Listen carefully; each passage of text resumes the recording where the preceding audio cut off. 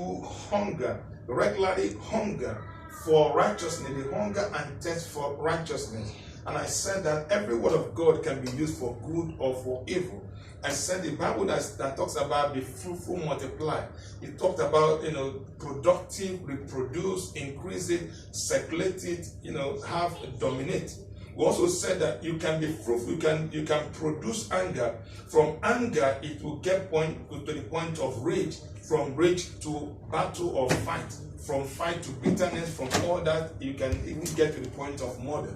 So what is it that you have conceived? What is it that you have produced? So out of the abundance of the heart, the mouth speaks. So hunger here is for test and hunger for righteousness. Righteousness simply means being in right standing with the Lord, number one. Righteousness also simply means doing things according to the word of God, according to the order, according to the precept that God has put in place. So he said, if you are hungry for that, you shall be filled. The same way also, if you are hungry for success, you shall be filled. Tell your neighbor, if you are hungry for success, you shall be filled. God never created us for us to be unsuccessful. God created us for us to be successful. And I've said it over and over. I said there's no producer, there's no manufacturer that will manufacture anything having in mind that that particular product will fail. He will always have behind his back that this product will succeed. He will do everything to the point of giving guarantee and warranty. That is the same thing that God did. God gave a warranty and guarantee even to the point when man failed. God made a plan ahead when he in himself will manifest as a man like Jesus Christ coming as man to come and redeem us back to himself. So God made every plan. Throughout the scriptures, you discover that A was successful. Abraham was successful.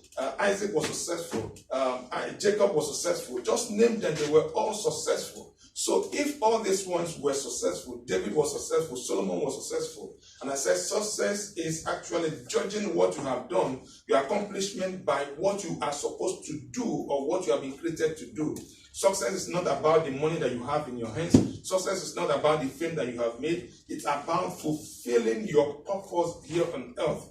And many of us, like myself, I keep on saying it, I am on that delivery. I have not been able to deliver even 5% of the gift of God in me. Apparently because I didn't know it before now.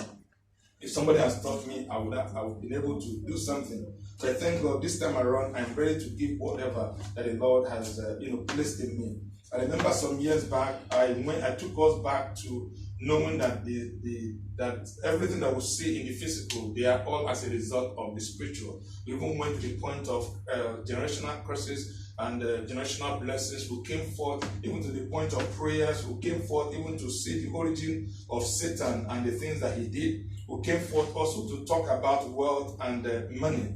And this time around, this year, this beginning of the year, to some point, it will be more about developing yourself, developing what you have right inside of you, to the point of you making money.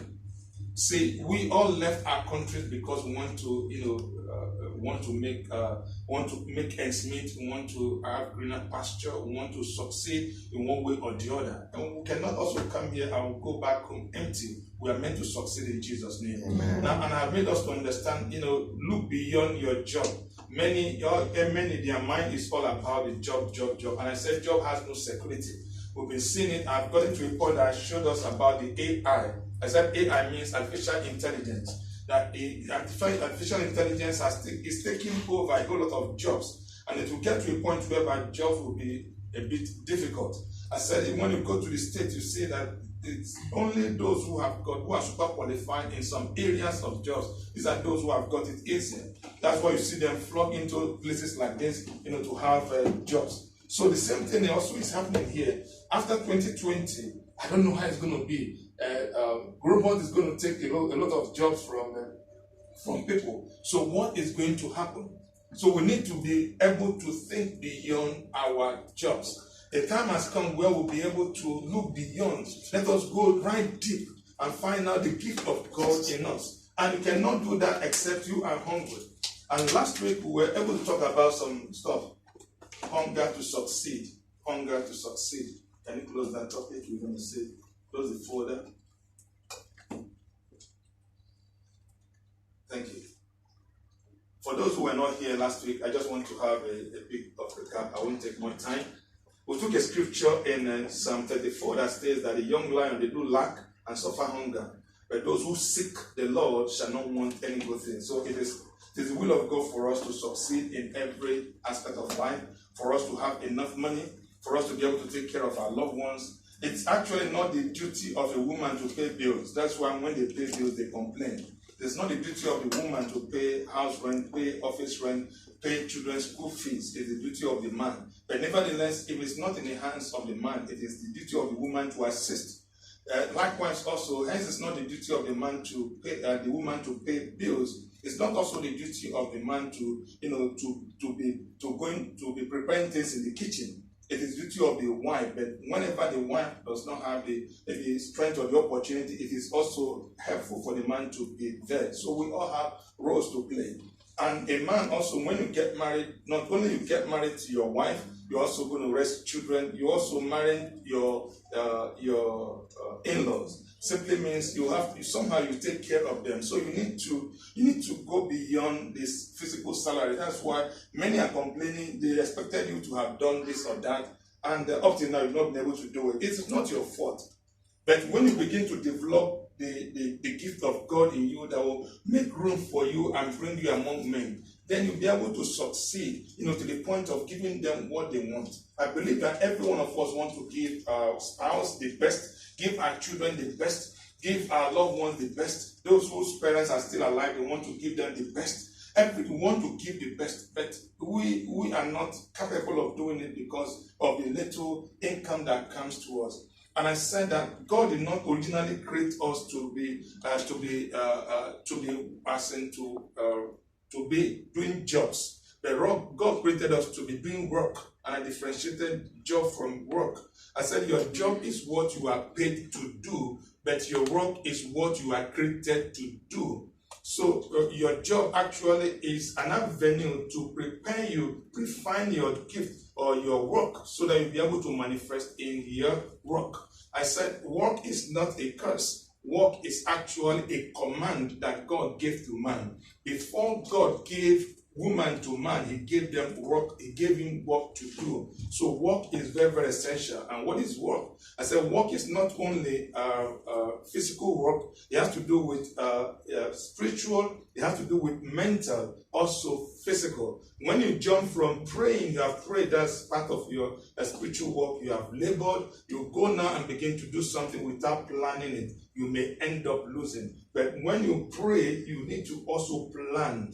Even whatever idea the Lord gives to you, plan it before you begin to act upon it. So work goes in three ways: spiritual, mental, and also physical. So anything that denies you of any of this actually is violating the word of God. And the end result is for you to have dominion.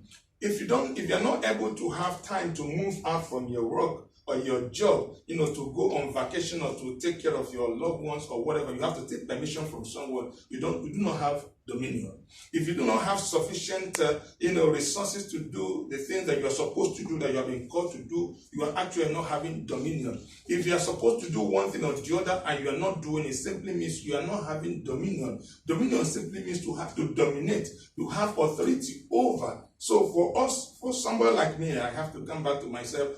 There are some things that I know that I'm supposed to do that I have not been able to do. I know that I'm not having dominion in those areas. And at this point, I am doing everything possible, starting to find out things that I don't know about, or things that I've not been doing, or things I need to activate that could help me, to have this dominion. So that is the essence of this. So hunger, you need to hunger for success. If you're not hungry for success, you'll not be filled. So for those who hunger and thirst for righteousness, they shall be filled. Likewise, also hunger and thirst for success. And I said, I repeat again, success is not about the money that you have. Success is not about the fame that you have. Success is about fulfilling the original purpose that God created you here on earth. And we pointed out some few things last week. You need to know that it is your life to live. It is you to succeed. So everything that comes to your mind, everything that you are walking about, it is you. It is you. At the end of the day, You go to meet with the Lord will ask you either good, and he will call you good and faithful servant, or he will call you wicked or slothful servant. So it is you.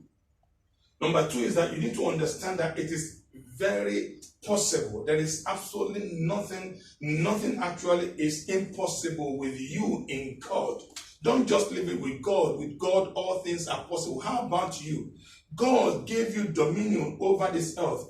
God gave you what we call, what is it called again? Power of attorney.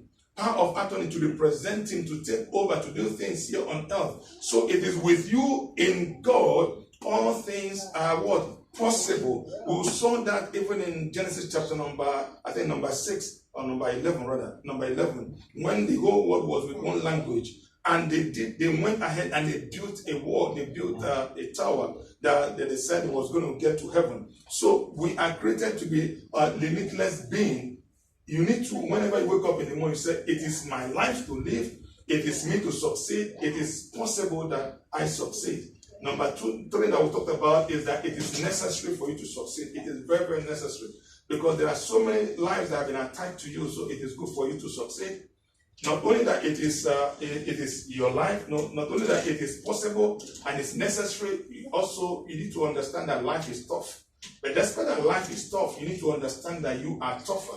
And we talked about that quitters never win and winners never quit.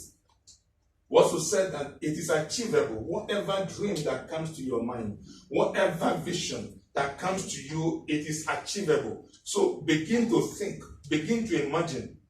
Begin to picture anything that you are able to imagine. It is possible. It is achievable. As long as it is thinkable, it is achievable. You need to have this at the back of your mind.